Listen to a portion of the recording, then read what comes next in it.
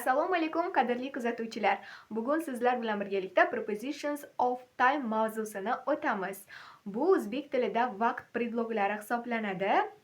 Vaqt predloglariga in, at, on predloglari kiradi.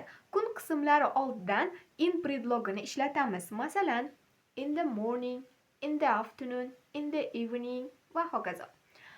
Oylar oldidan in predlogini ishlatamiz. In November, in October, in September va hokazo.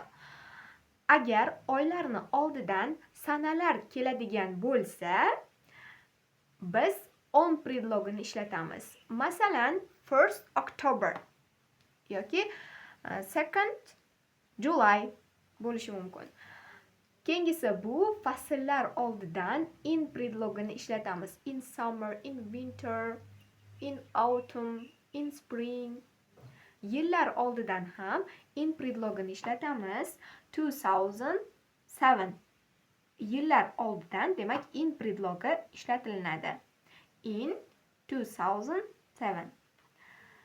Soatlar oldidan at predlogi ishlatiladi. At 7 o'clock. At 2 o'clock. Masalan, come at 11 o'clock tomorrow. At lunchtime. Tushlik vaqtida. At dinner time. Tushki ovqat vaqtida. At the weekend. Dam olish kunida. Hafta kunlari oldidan on predlogini ishlatamiz. Masalan, on Monday, on Sunday, on Wednesday va hokazo. Demak, hafta kunlarini oldidan biz on predlogini ishlatamiz va oylarni oldidan sana kelsa on predlogi ishlatiladi. Keyingisi bu on Sunday afternoon. Demak, bugungi mavzuyimiz shulardan iborat edi. Keyingi darslarimizda ko'rishguncha xayr, salomat bo'ling.